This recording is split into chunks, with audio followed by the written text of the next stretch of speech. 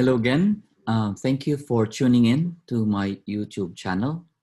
Today, we're going to be talking about what is the best dietary management for a diabetic patient.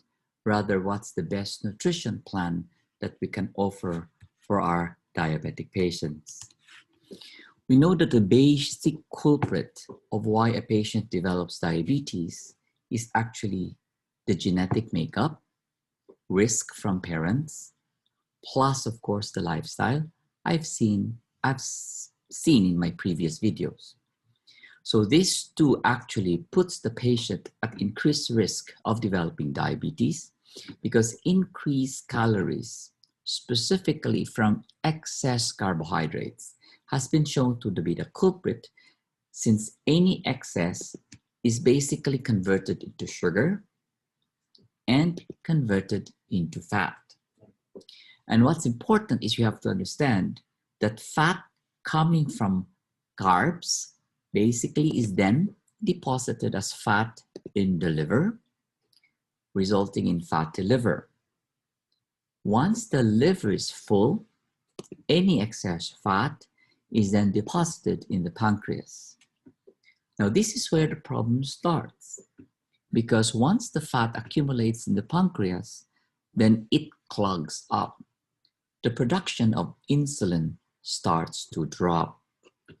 And this is where full-blown diabetes sets in. So how do we avoid excess calories from excess carbs? Now, the typical Filipino diet, or any diet for that matter, normally consists of 6 meals a day, the 3 big meals and the 3 small meals, which we call snacks. I usually recommend to my patient to practice the so-called plate method. I usually ask them to divide their plate into 4. 1/4 should be the grains, 1/4 should be the meat serving, 1/4 would be the vegetable serving, and another 1/4 is fruit. This will provide your patient complete meal enough to nourish for that day. Try to avoid any simple sugars from juices, and I always recommend them to take a beverage in a form of water. The most important culprit in terms of excess carbohydrates is actually not the main meal, rather than the excess calories coming from the excess carbohydrates coming from the carbohydrate-rich snacks in terms of pastries, cakes, and bread. These excess carbohydrates are the culprits of why there is excess fat deposition in the liver and in the pancreas. So here are some important tips for diabetics to follow, or even non-diabetics. Try to restrict your calories within the confines of the plate. That should be enough to nourish you for the day.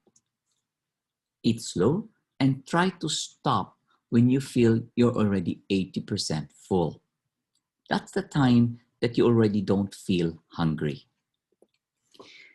What I usually do as a trick is to restrict and replace the high carb snacking with calculated calorie diabetes-specific meal replacement. Talk with your doctor. How does this work?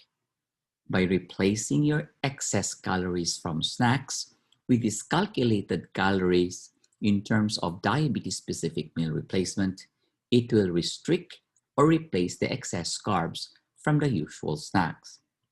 I don't recommend patients being hungry because I don't want the hunger hormones to increase, and I don't want the hunger hormones to recruit the hormones for craving to also increase.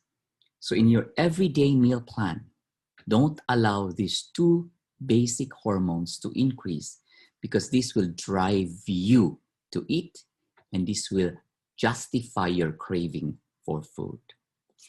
So if you like my videos, please try to click subscribe, and please also try to click on these 2 links of our previous videos for you. Thank you very much again for joining us this afternoon. And I hope that you will subscribe and you will like and hope to be notified for more videos to come. Thank you.